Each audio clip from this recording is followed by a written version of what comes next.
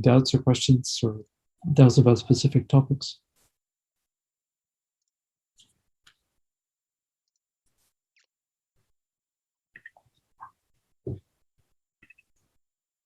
No?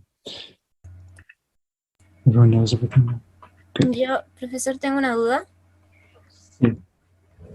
Es que no entiendo muy bien cuando dicen que la línea de CO es ópticamente gruesa o optically thick. No entiendo muy bien a qué se refiere ese concepto, porque nosotros cuando hablamos de algo optically thick, por lo general es el medio y no la línea, entonces no entiendo muy bien a qué se refiere eso. Es el medio por la transición de la línea. Ok. O sea, ¿es el medio que contiene las moléculas de CO, el optically thick? Con este nivel. Ah, perfecto. ¿Cierto? O sea, hay una probabilidad para absorber una línea de emisión que depende por la cantidad de, the number of particles along the line of sight. Ya. Right? And so you can have a molecular cloud, which is optically thick, meaning lines in the center don't come out. They don't make it out before being absorbed or scattered, right? Which is absorption and re-emission. Ok. Gracias. And so the point there, which was also in the homework, was that the line isn't a good tracer of the column density of the material because it gets absorbed. Right? And so you only see the outer portion of it, or you only see the wings of the line, because the wings, because they move out in velocity, and so then their optical depth is lower because there's not too many particles with that high velocity, and so you will tend to broaden the spectrum a lot, and you will end up seeing only the outer portion of it.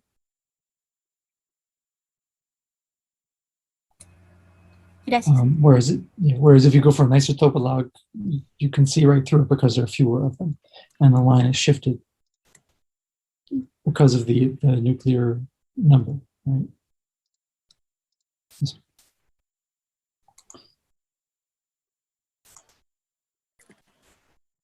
Okay. Other doubts, questions?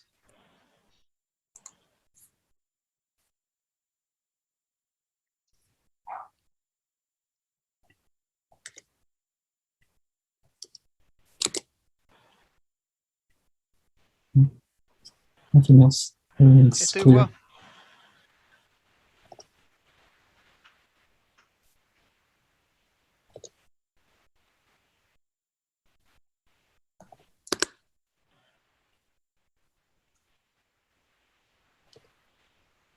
It's quick.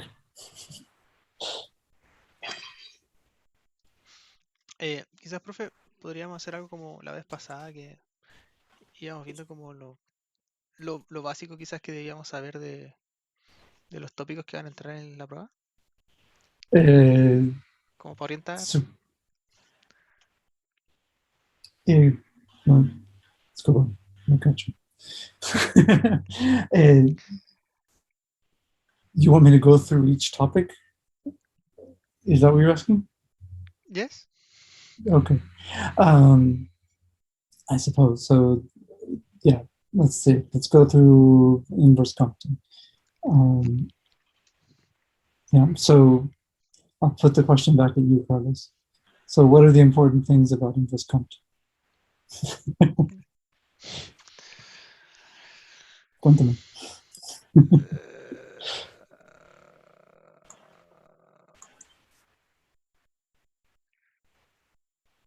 What do you need for inverse Compton? Maybe we could say that it's important because it's like a more realistic treatment of the problem, since we also take into account that the electron is also moving. and not like static. So we have to take into account that both can give or receive energy.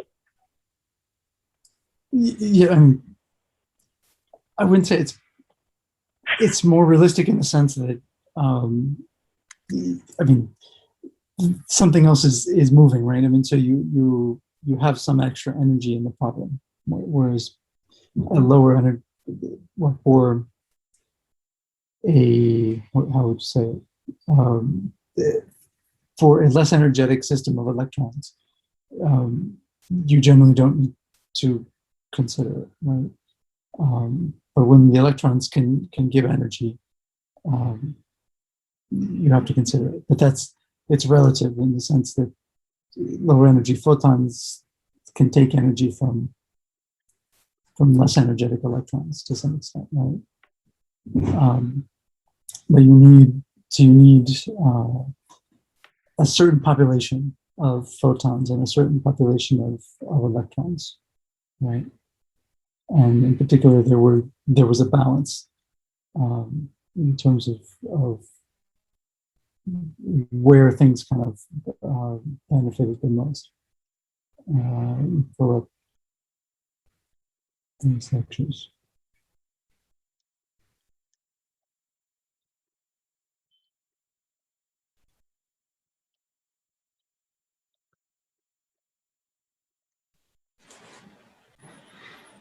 So,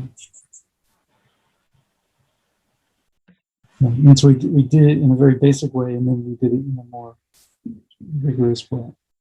And so we could calculate the total energy that was upscattered, and this was related to the photon distribution, so that with a photon energy density. So you need some population of photons that you can upscatter, and then you need some population of electrons, which is in a thermal distribution or in a power law distribution. And there are two formalisms for that.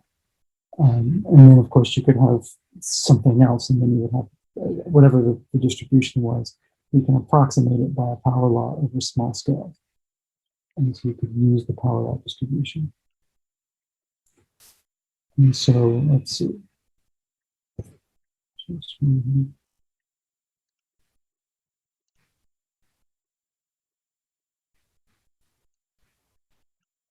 So, oops. Yeah. Yeah, so you had the total here, right?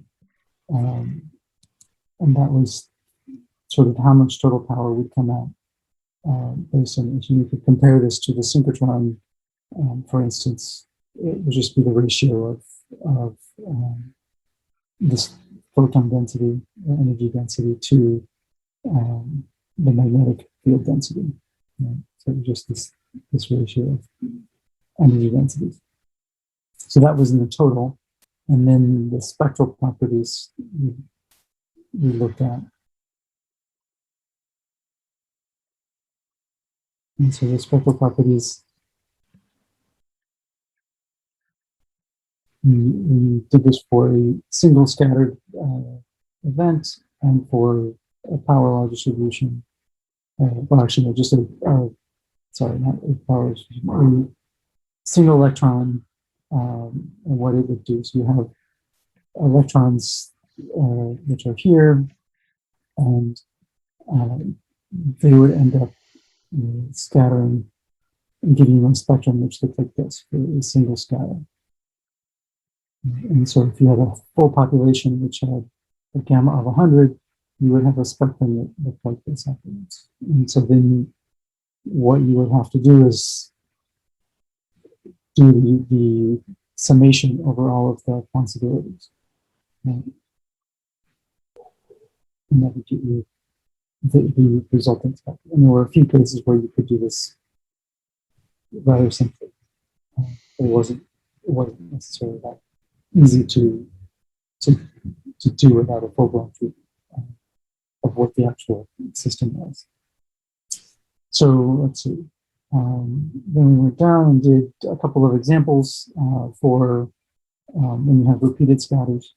And so you have in a sense, this is an optically thick medium for inverse Compton scattering. So you have multiple scatters and upscatter and upscatter and upscatter. And so then this looks something like this.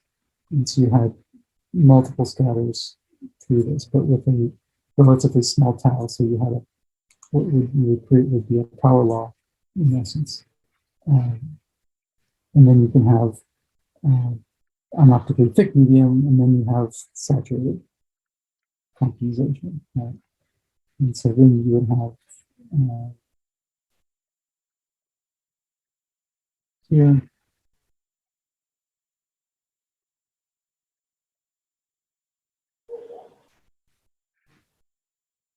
And so,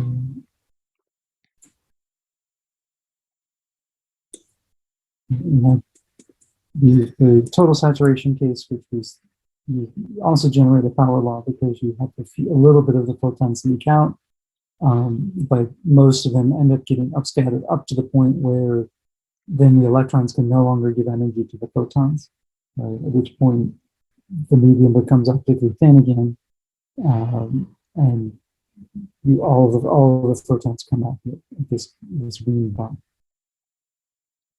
And so those are the two regimes, and you have a sort of intermediate regime, which we also talked about, which is you sort of have you define this parameter y.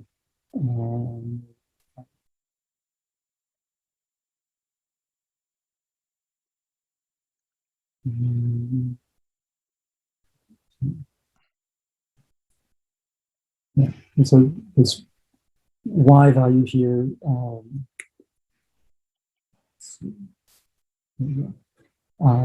was just the sort of average energy that ends up getting scattered or getting exchanged, as it were. And so for the non-relativist case, you have some amount of energy in exchanges, and we relate it to the tau here, and then for the relativistic case, we have some exchange related to the tau. So in the case where you don't have a lot of energy exchange, this is sort of minimal. Let's see, tuning in here. Let's say they did construction. Yeah. So this is for relatively small y, and so all you do is get a little bit of a scatter, and so you end up modifying. This is an input of a black body, and you end up stretching it. And if you had a power law, you would end up again stretching it. You would modify the power law a little bit. And so those are some individual cases. Like you can have a wide variety of phenomena here. And then we also looked at synchrotron self-Compton, which is the same electrons that make the synchrotron radiation also upscatter it. And so that particular scenario is if you can measure it, if you have a multi-wavelength coverage, it allows you to put extra constraints on things because the two components allow you a better understanding of the configuration of the electrons. And so you might have something, so we estimated what the emissivity for synchrotron self-Compton was.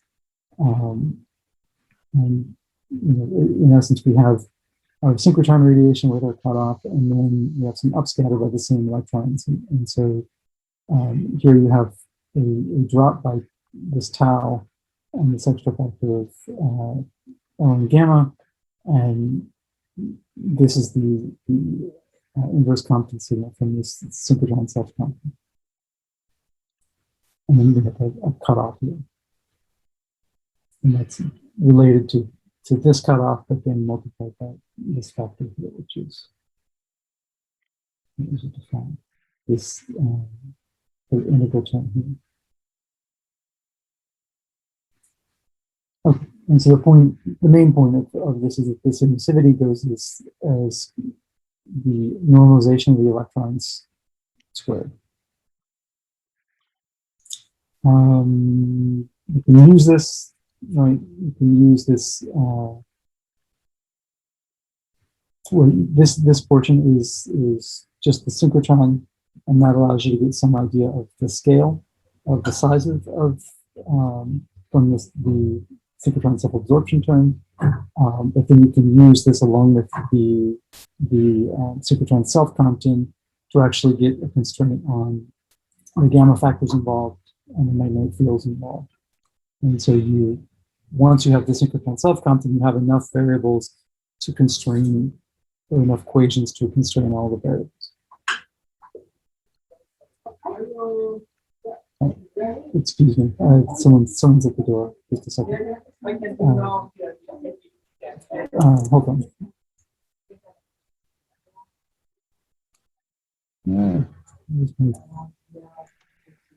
Let's see. Hold on.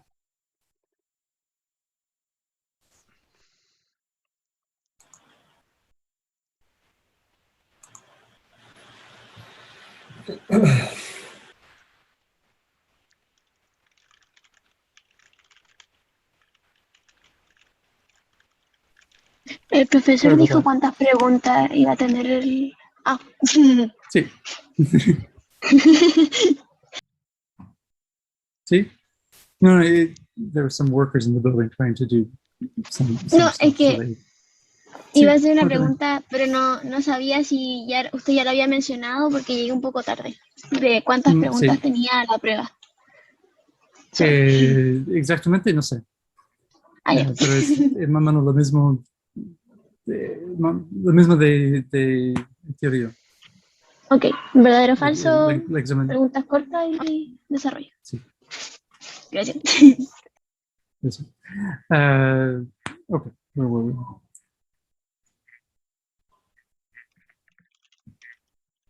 For some reason I couldn't find my mute button.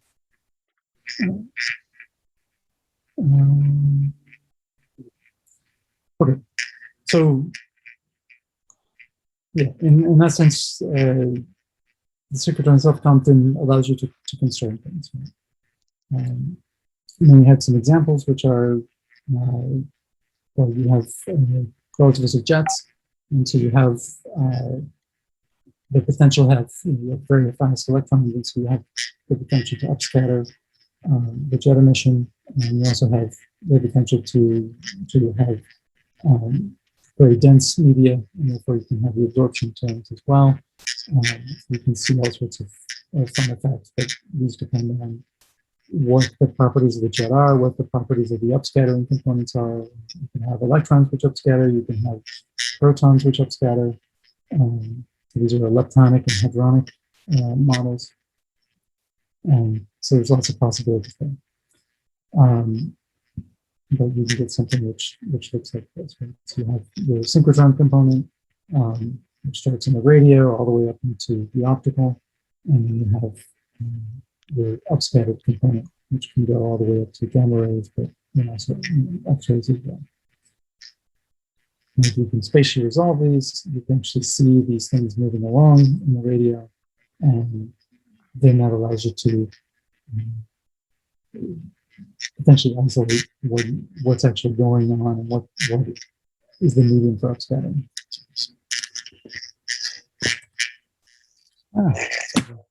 Buzzing. Okay. So what else? Then the other major effect was from Sine Grodovich. Is another possibility. And there you have the CMP. In fact, there are many intermediate cases where you have populations of electrons and they're fast enough that they might scatter off the CMP. So the clusters of gas are one of them, but you also have radio lobes and things like that are potential sources for upscattering. Okay, any questions for inverse Compton? Doubts?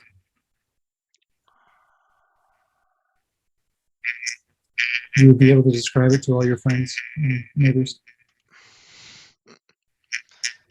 Your parents. That should be the case. Okay. Then after that,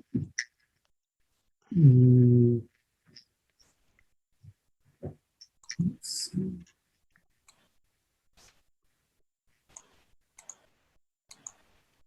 Into the pair production. Pair production in some ways is kind of reminiscent of inverse complement. It's very high energy. And so the point here is that you need what? What do you need for pair production to occur?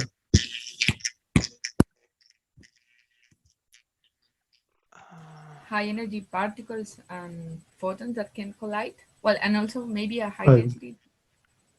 For pair production. So you're going to produce two pairs.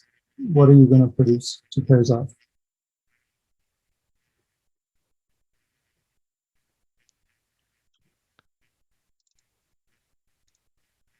What is a pair?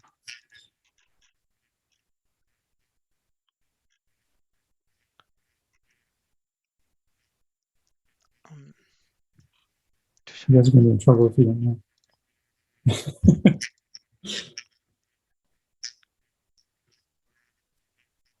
So what are the two terms? You have two possibilities, and Laura said both of them, right? But in order to produce pairs, what are you producing pairs of?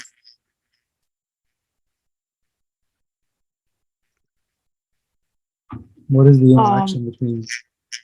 Some other high energy particles, like if we had particles with energy high enough, we can have pair production.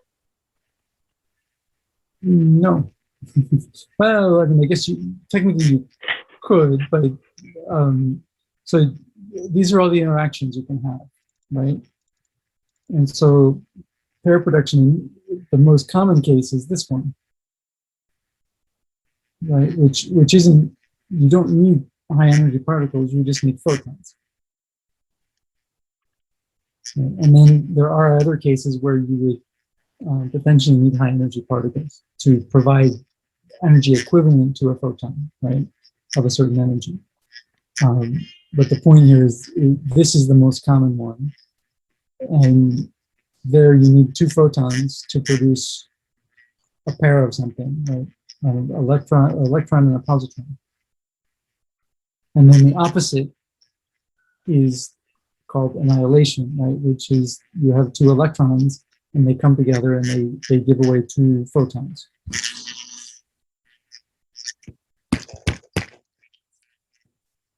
And so pair production, produce a positron and electron, annihilation, get rid of them, produce two photons.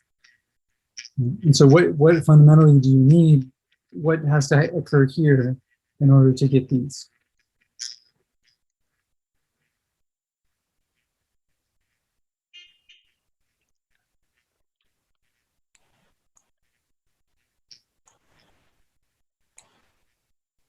It's energy balance. Right? You need energy balance. And so you need that the energy in these be this, not necessarily the sum of these, but something close to that needs to equate to the rest mass of these two particles.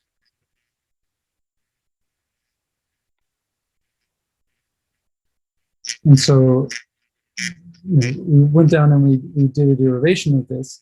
And in this derivation, we have that there's a constraint here that, in order to sort of have this happen, right, and this number and energy balance. And so in doing that, we also say, okay, the number of created and destroyed pairs will be equal in equilibrium. And so we have some sort of constraints here. And so if the temperature is high enough, this ends up producing more pairs than are destroyed. So we have certain rates that occur for different ratios of this parameter, which is defined here as the temperature of the electrons. And so when the electron temperature is typically much greater than the rest mass of the electron, we have this form, and it's much less than that, we have these forms. And so plugging those in as a function of energy, right, you have the annihilation term versus the generation term. And if you get very, very high energy electrons, then you end up producing more pairs than you annihilate. And so this is the sort of runaway scenario. And this balance, which is right here, is kind of a limitation that people like to invoke.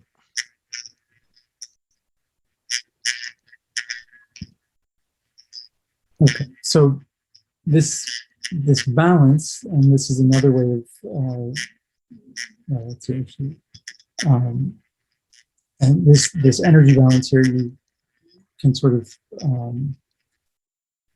invoke it. And you can say, okay, well, let's have let's see, let's go back up here.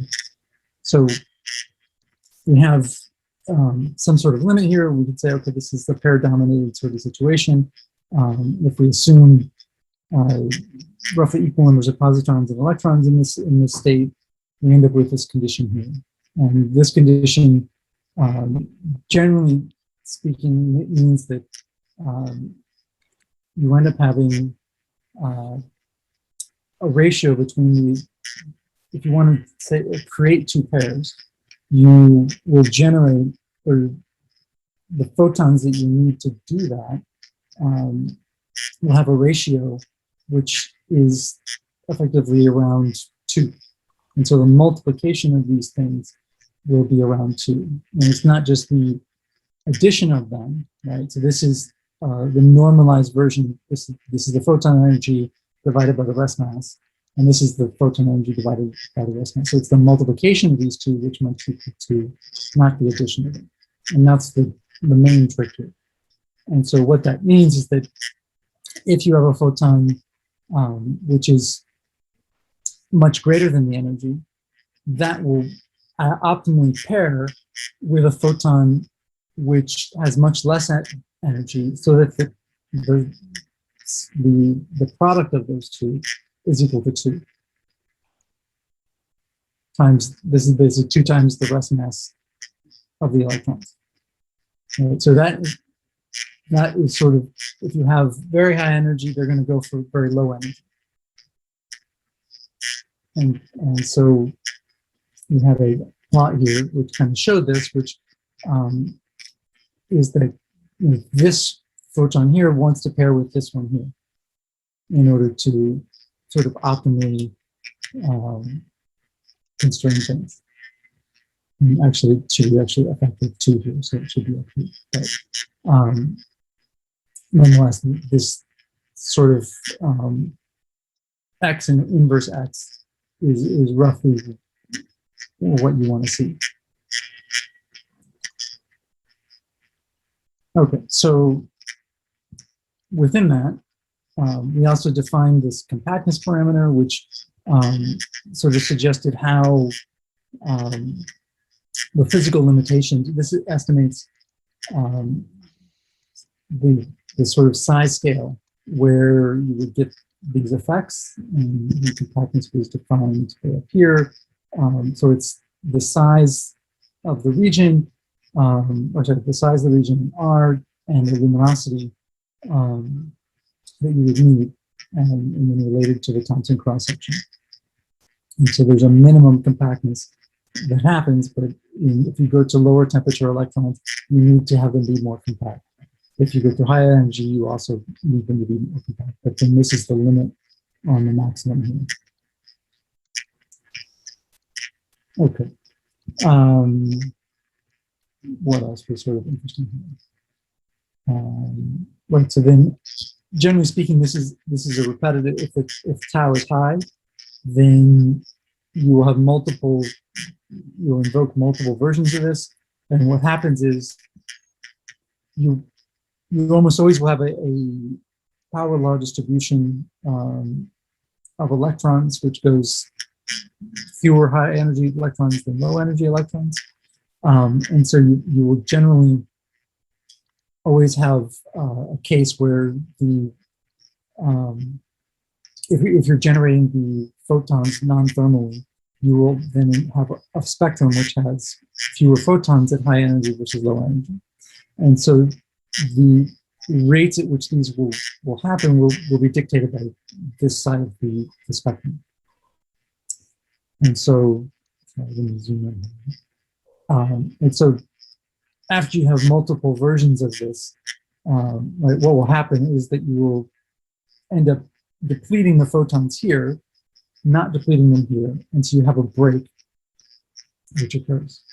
And this is a highly nonlinear process, and so ultimately you may end up with a cutoff due to this process. Now, practically speaking, very little extreme pair production happens. And so there usually are other effects that kick in before that. But nonetheless, people can use it as a constraint to say, okay, we don't see this, therefore the compactness can't be this value. Right? You don't have electrons with this density, and a photon field with this energy density. In practical terms, probably the most obvious thing where you can see this is with high energy sources, high energy gamma ray sources. And so at higher redshifts, they have a longer distance to travel, and then they have a higher probability of finding a photon pair and annihilating. And so this is the attenuation for gamma rays as a function of energy, and showing as the universe becomes older and older, as the photon takes longer and longer to travel or further to travel, there's a higher probability of attenuation. Right? And so this probability of attenuation, basically when the age of the universe is 11.2, there's a higher percentage of attenuation of these high energy photons. Whereas a younger universe will have a sort of lower attenuation. I guess actually I think this is this is in the opposite sense. So the wording here is a little bit confusing. So this is the attenuation for photons at 11.2. This is the attenuation when you see this at a younger, basically an older age. And so this is now sometime later, so you've had longer time to attenuate. I think that should be how it is. In practical terms, this is what it looks like. So at higher redshift, you see fewer high energy photons because they've all been depleted out of the line of sight. So this is I would say the most practical observational impact here. But you can also get annihilation or pair production in other places, in the centers of very massive stars. Is another place where people invoke and talk about pair instability, supernovae, and things like that. Okay, that's down here. Okay, any questions here?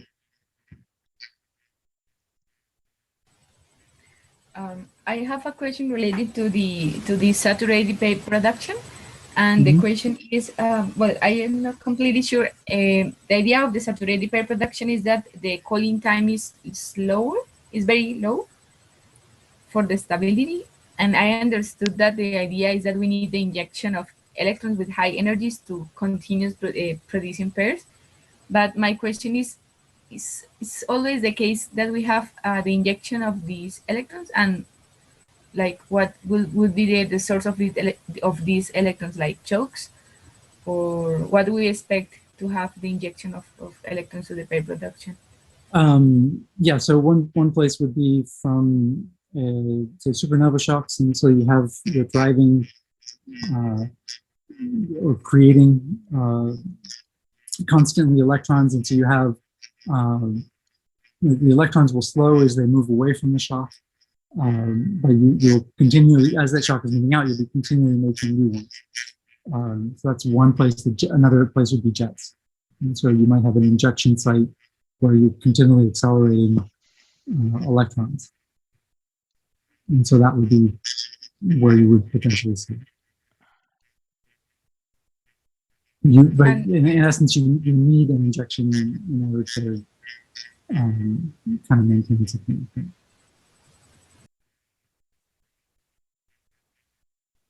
Yeah, it's a form of cooling. And this will allow you to cool both so you will cut off the photons, but you will also end up cooling the electrons in the same way.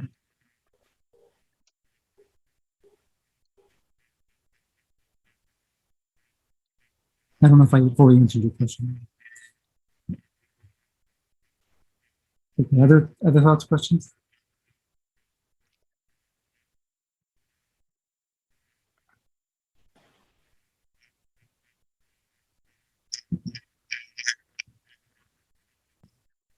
Then we studied plasma effects.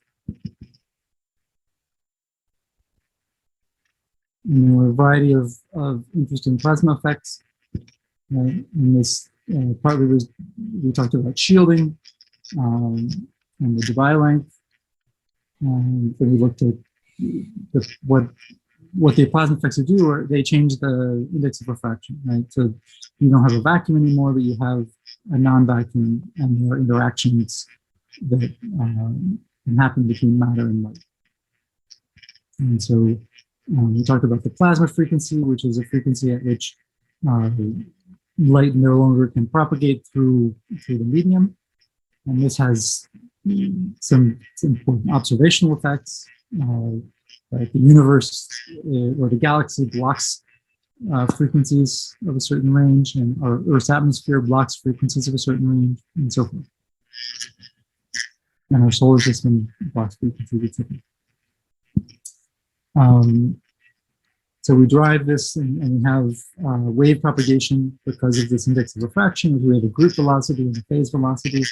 One is lower than the speed of light, one is faster than the speed of light.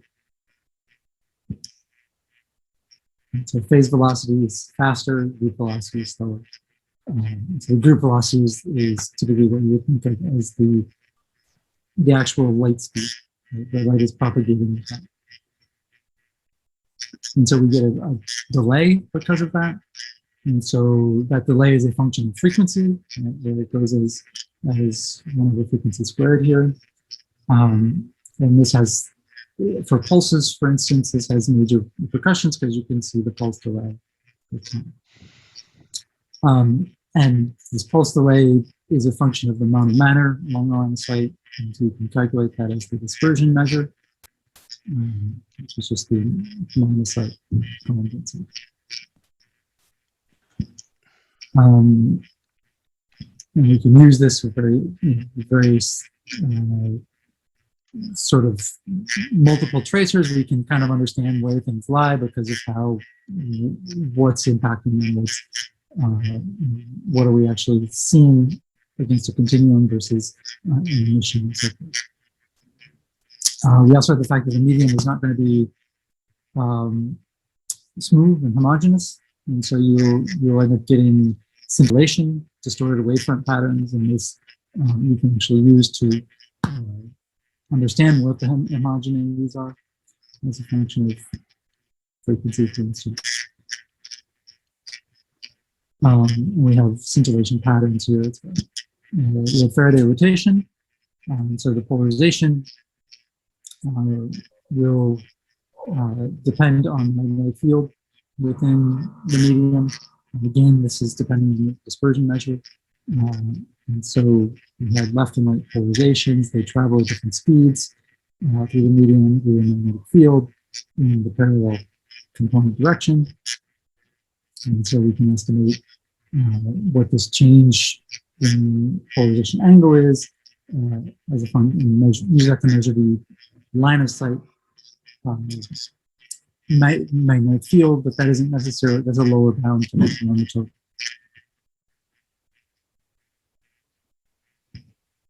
Then finally, we talked about Cherenkov radiation and generally how in a non-vacuum, this delay, so we had a delay of the potential, and so in a medium, that propagation will be further delayed, and so you can actually have multiple shells of the potential sort of culminating at the same point. And so that can produce a certain type of radiation which propagates out in this tangential sort of way. And so you have a propagation in this direction. So if you have a Cherenkov detector, you can sort of try and isolate where this radiation is coming from as a function of time, and that allows you to measure the velocity. And so you can measure the velocity of particles as they are moving through the Earth's atmosphere.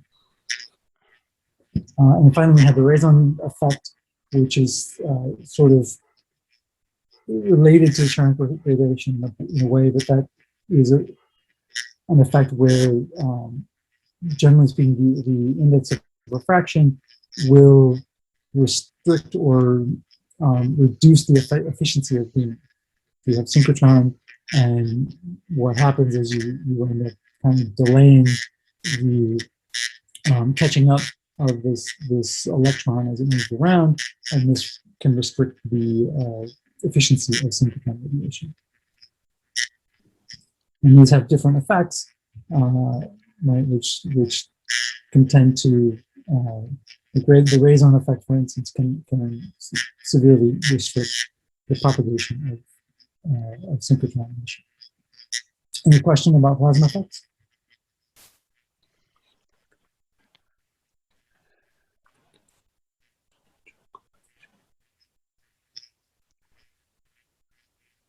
The benefit of plasma effects is they're relatively straightforward, not too technical in terms of math.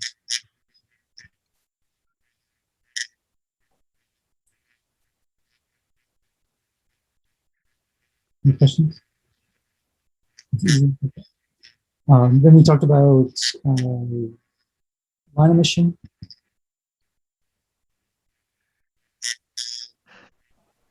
So we talked about atomic line emission and related it back to the Einstein coefficients.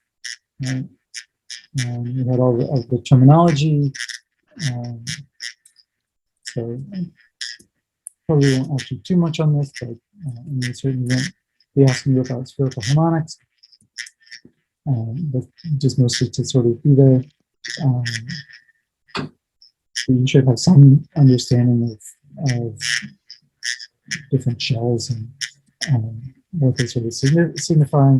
We talked about LS coupling and about the term rules, how shells are sort of filled, and how you would go from transitions between different shells. And so you have sort of different levels of complexity here due to varying effects, right? I think we talked about classical oscillator, determining the Einstein A parameters here.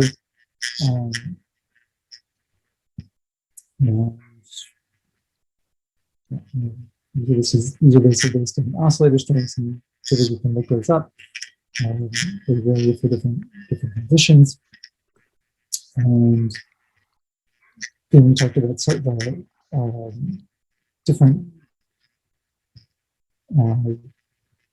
line possibilities, so absorption, emission. These would be the allowed lines, the semi-forbidden lines, the forbidden lines, allowed or forbidden lines, and what these typically meant, and mostly were defined by this value here. And we had some dipoles, we had some quadrupoles, we had fine structure lines, we had hyperfine structure lines, satellite lines, and so forth. And then we talked about the distribution via the Boltzmann equation. So we're able to sort of understand how we would populate different levels of an atom. And then we also talked about ionization. We have a Saha equation. And so, and so then have the energy balance of the different ionization levels and of the different N levels in the atom. We have Boltzmann and Saha.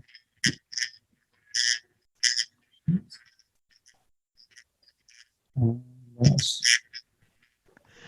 Yeah, so typically you can, it's relatively straightforward to go between one specific level, but then when you start to add in more levels, it becomes more complicated because you have to, actually deal with the balance between these different levels. And typically, 2 or 3 level is sufficient to capture most of the physics if you're in a relatively homogeneous medium. Let's see, what else do we do? A couple of examples here. Then we talked about line widths. Characterizing the line width, we had a Lorentz profile, which was the natural line width. Right? So we defined sort of an equation for the natural line width. And then we have Doppler broadening, which tends to impose a Gaussian form. And so we had a Gaussian sort of constraint. And then we had the potential for turbulence, which adds in as an extra component. And then we had collisional broadening. And then we ended up having, in general, we will have some mix of the two. And so we end up with something called a Vought profile, which typically fits lines better than a Lorentz or a Doppler profile.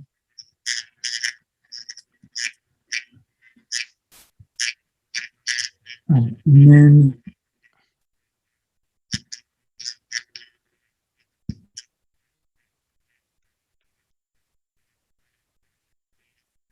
we talked about the different places you could actually see these. Right, so these are all of the different forms. And so we estimated what the rates were for the photoionization.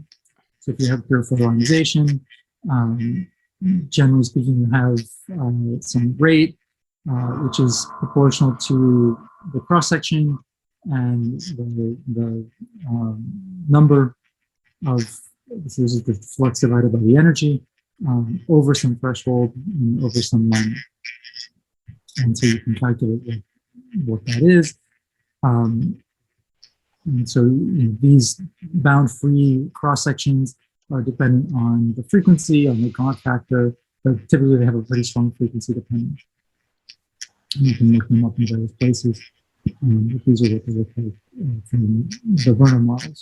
And these are what they look like from more realistic lab measurements. Right? Okay.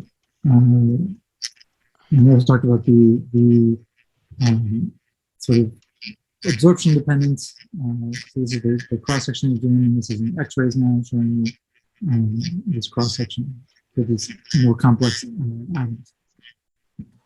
Then we had collisional ionization, and so we could determine the collisional rate, and the collisional rate was dependent on the number of electrons, right? Because you need, the electrons are now needed to free electrons. And so this rate then is now going to be proportional to the number density of electrons. And so we can quantify that in terms of the velocity distribution of the electrons in some cross-section here for collision ionization. This is proportional to typically to the velocity and the cross-section. And so you again have lookup tables for these cross-sections. These rates, you can sort of roughly have a fitting formula. Then we had radial recombination. So these were the ionization was the way that we would free electrons, and then the radial recombination is the way we would actually lose the electron energy and emit photons again. And so you have the potential for multiple photons to be emitted here. And of course, this is dependent on the number density of electrons, because that's what is you need to actually generate this radiation. And so you have a free bound cross-section, you have a dependency on the velocity distribution. And so this depends on the number density of electrons and this combination. These are what these look like. And so you have this dependence is related to this dependence here, and you have an extra frequency dependence. And so this was mu to the third power, this is mu to the second power, so you have a pretty strong mu dependence. Then you have the fourth possibility, which is a dielectric recombination, which is kind of a delayed energy balance. So the electron comes in, there's no immediate photon released, but then later on, afterwards, you retain the energy in higher level electron levels here, and then later on, there's a photon that's produced.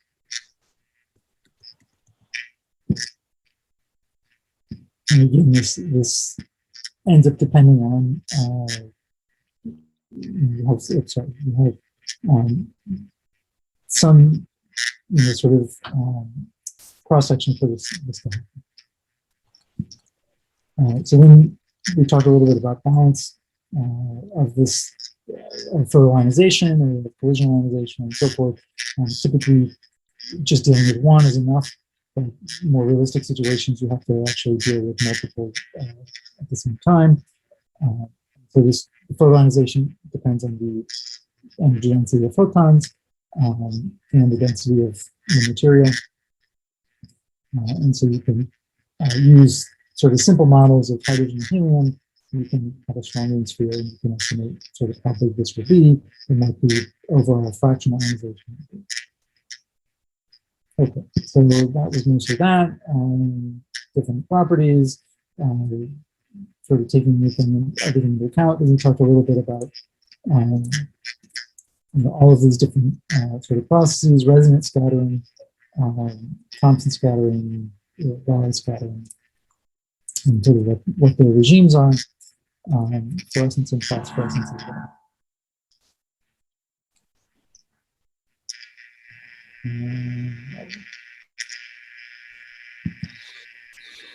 So then we went through some examples.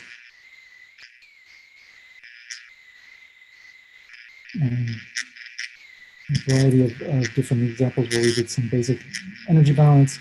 So this is collision de-excitation, for instance, a two-level atom, three-level atom, and so forth. And then we looked at line ratios, and calculating line ratios, sort of their utility for estimating, say, temperature. Some of the lines are depending on temperature, or probes of temperature, very sensitively. Others are, let's see, others are dependent on density, and so sensitive to density. And so we looked at that a little bit.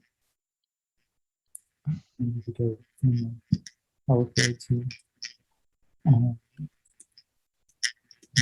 the density indicators. We talked a little bit about assumptions, basic assumptions of hydrogen, case A, case B, whether the laminar photons escape or not, and a little bit about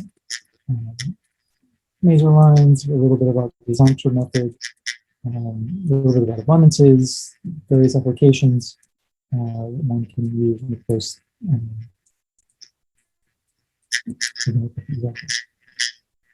on to, are there any questions about lines? I went through all of the main stuff really fast.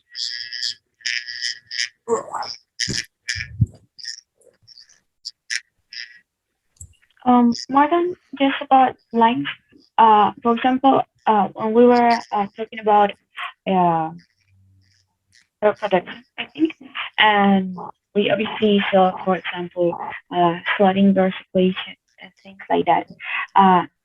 Is it like really necessary to remember all the derivations of Schrödinger's equation, or was it like to give us a, a reference? It was to give you a reference. Okay. This isn't a repeat of atomic physics class. I'm not interested in that at all.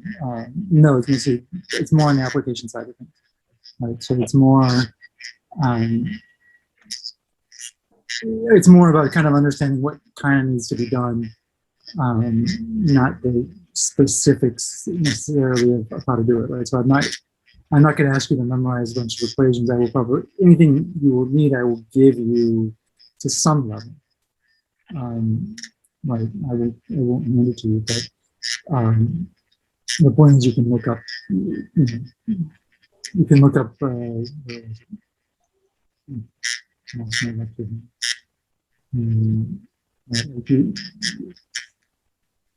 You can kind of look up these things, and you don't need to calculate them with first principles.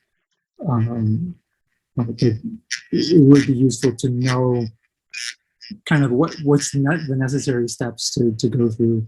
Right.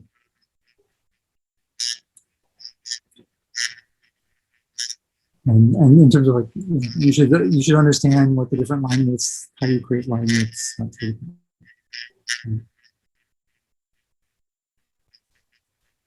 I have another question.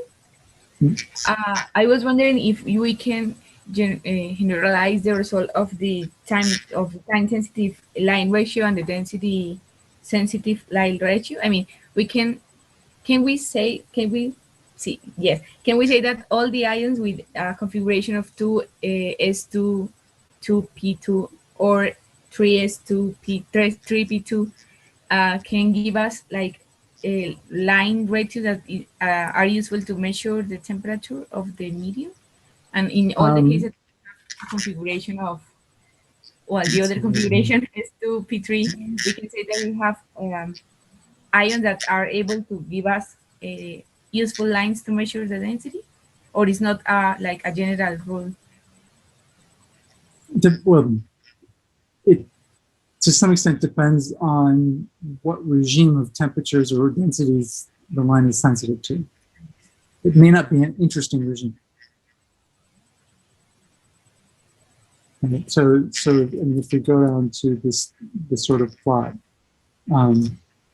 this is sensitive within this regime, but this asymptotes at some point, and so for very hot temperatures, you basically pin the ratio, or this is probably better case, right? So the issue is that like this temperature here is, once you get to very high temperatures, then you're no longer populating these very much. So it just doesn't, it's just not sensitive. Okay. Right? Yeah. And when you're in very low temperatures, again, you're not populating, so it's not going to be very sensitive. And so there's a regime over which certain line ratios will be sensitive. Okay. And so in that sense, yeah, I mean, you need to know what the F value, the oscillator strengths are for this exchange, and for these two exchanges, and then you could calculate, okay, what is this going to be temperature sensitive to? And for the densities, you have a very small range of density over which this is sensitive. And then it asymptotes again, right? And so for low densities and for high densities, it's useless. Okay.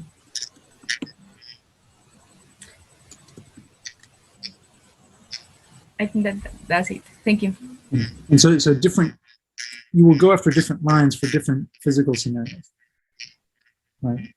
That's kind of what you want to do, or you want to have many lines where you can actually understand the breadth of something that isn't monotonically this density. And in many cases, as an example, AGN, it's not clear that you probing this ratio or this ratio getting a density out, right? It depends on your aperture.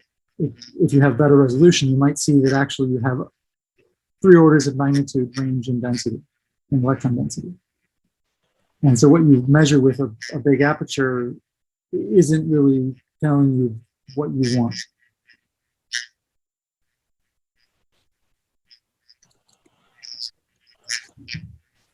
Okay, other questions?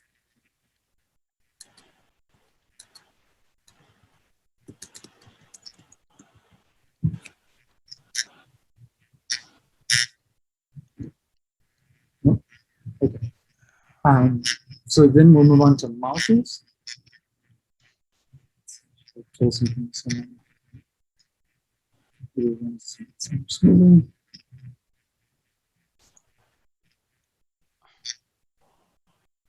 So we went through a similar nomenclature for molecules, right? Which had different sort of things. So we talked about the Morse potential. Well, for one, molecules are more complex, and so you have not only electronic transitions, which is what is in atoms, but because they have more modes, right? There are more than 2 objects, two atoms. You can have a vibrational state, and you can have a rotational state. And so the electronic transitions are your typical things where you have, n levels. You have the orbital angular momentum and the spin angular momentum. Then the vibrational states are separate from that, and then the rotational states are separate from that. And so we talked about these different regimes here and the different energy levels typically involved, the nomenclature, the Hund's rules, which are the selection rules. Again, more on the nomenclature, which I won't ask you much about at all. The difference between the Morse and the harmonic oscillators. And then we talked about the rotational states and how you calculate the rotational states and what that sort of means. And then you had the dipole versus the quadrupole case. Right? In some cases, the dipole is ruled out, and so you just have quadrupole. And then we talked about centrifugal stretching, and so how you actually have these constants aren't actually constant, and so you have a wavelength dependence of them. And then we looked at some examples here. These are the rotators vibrate, so these are constant. So if you have some excess. Then we talked about the selection rules. This is a vibrational rotational example here. So these are vibrating molecules of CO, and so you have that sort of 4 micron. You have the J equals. This is the transition from. So this is the R and Q branch. So this is the J to J minus 1 or J to J plus 1. Then you also have the S and the Q, the O branches, which are the J to J minus 2 or plus 2. And then you have that these things can wrap around. So this is sort of wrapping around and creating these band heads here. Then we talked about the line intensities, which are proportional to our Einstein coefficient here, the optical depth, the excitation temperature, the frequency, and so forth. And a little bit on the Stark and Zeeman effect. And that was it. And a bunch of examples in the next.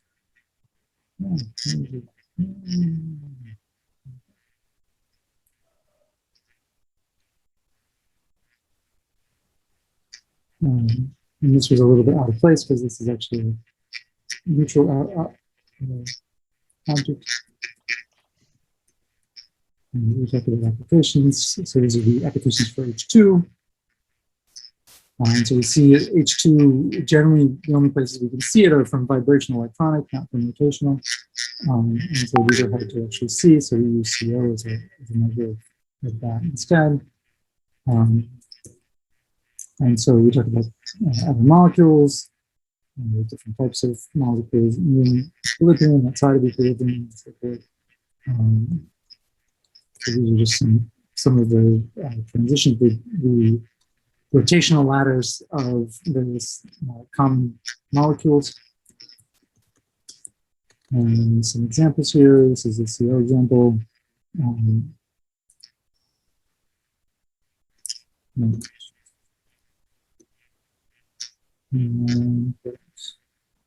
this is the SCD,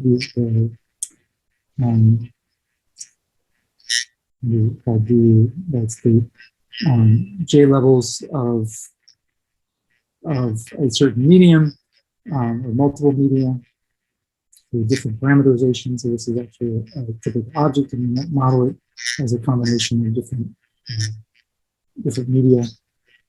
And this is known as the CO slug, SLED. This is some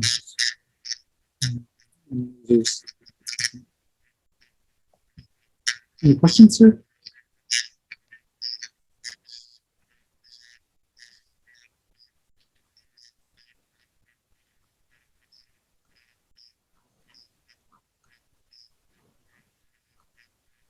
So much like the atoms, the molecules, I would ask you is sort of similar level of detail.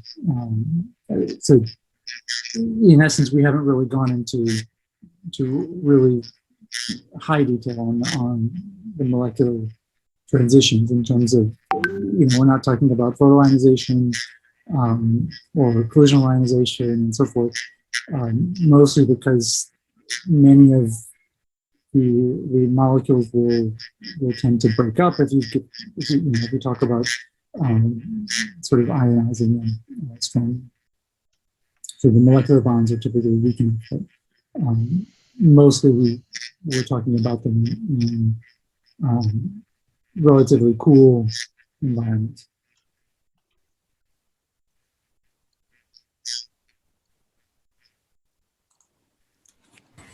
Maybe I have just a quick technical question.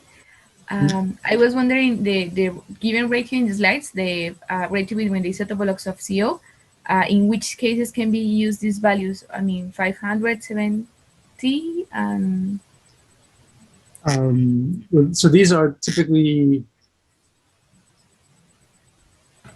you should be able to use them in many cases because these are the isotopes that have been generated, and so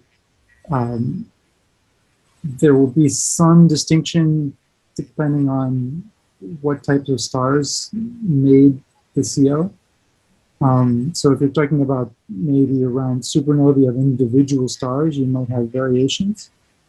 But if you talk about on larger scale star clusters, you should have enough mixing of those processes. And then there's also slight dependence on age, because you have, so you'll generate them from some type 2 supercore collapse supernovae.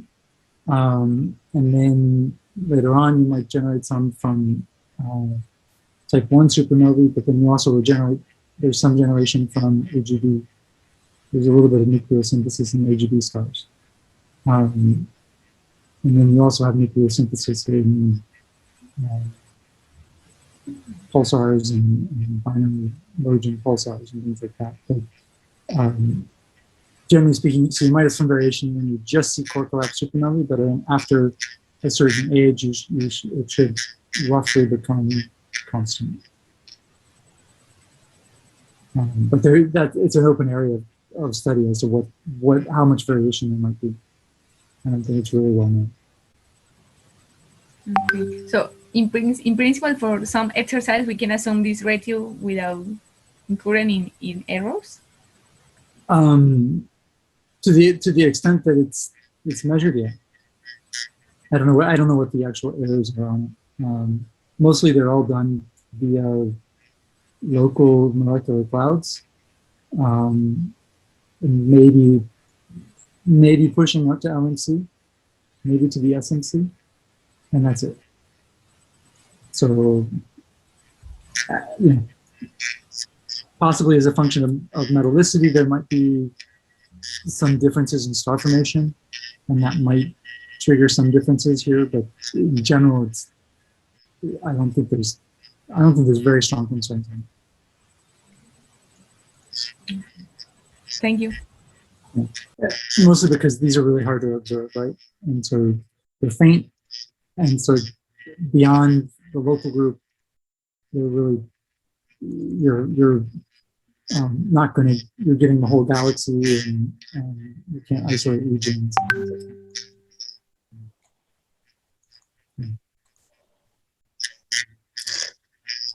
Okay, other questions?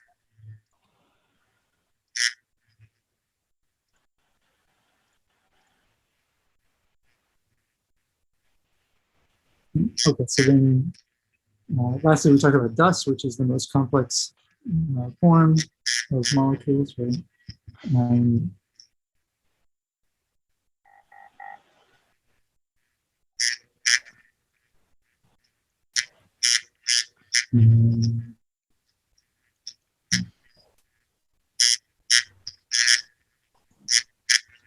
so we talked about the various properties of dust in terms of its extinction, its polarization, its scattering properties, its ability to polarize.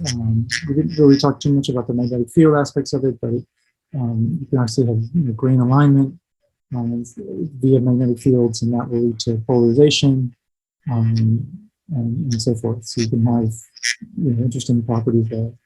And so what we talked about the extinction is a function of more or less this is a variation in environment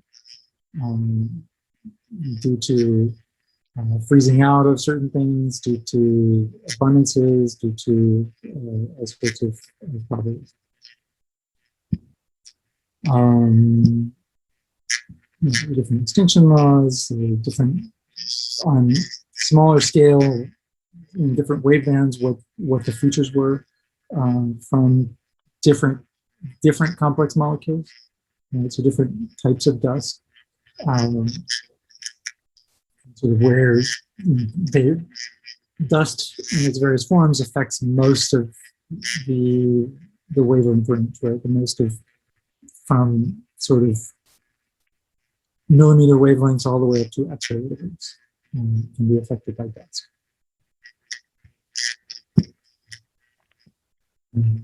All the sort of features you can measure and where they show up. So it would be good to have some understanding of that. Let's see what else. In terms of calculating its cross section, its sort of ability to scatter via net scattering, Raleigh scattering, the angular distribution of the scattering, the polarization, and all that. So dust echoes here, light echoes here, X-ray echoes. Typically, we can. There's a rough correlation between the hydrogen column density and the extinction. This, of course, is dependent on the metallicity. The abundance ratios are involved. Mostly, this is if it's measured in the X-rays, it's actually measuring complex, higher atomic number atoms, not actually hydrogen. So there's a stronger relation if you measure NH in the X-ray to AV because you're measuring somewhat similar things. Whereas if you look at the column density of hydrogen, the neutral hydrogen, you're measuring hydrogen, not the actual higher atomic number atoms. And so there's maybe less of a correlation there, or the errors on this value are higher the dispersions have for that type of measurement. Talked about the gas to dust ratio, which is, of course, you would measure the dust from extinction and from other properties, and you would measure the gas from hydrogen or CO or what have you. And there's sort of implications here. That was it. Any questions on dust?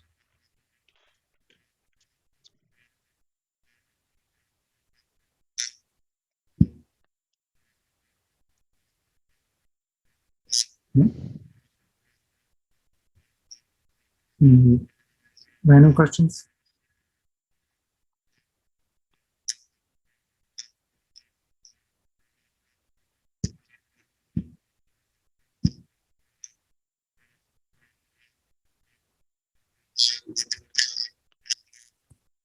We lost a few people.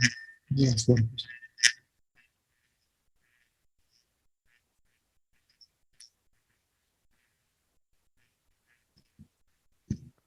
We're good then?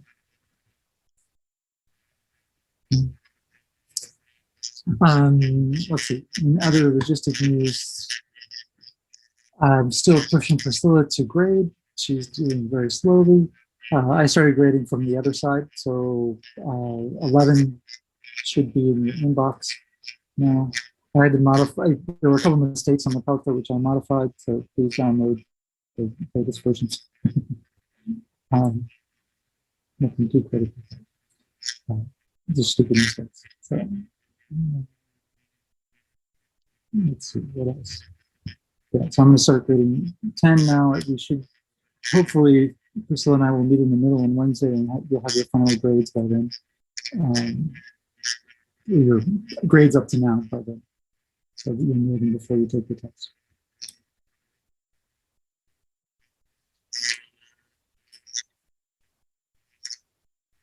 Any other questions?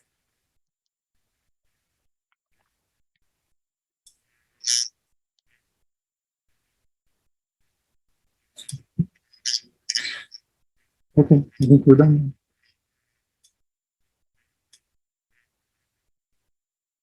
Yeah. Okay. All right. Take care, everyone. If you have any doubts, feel free to email me.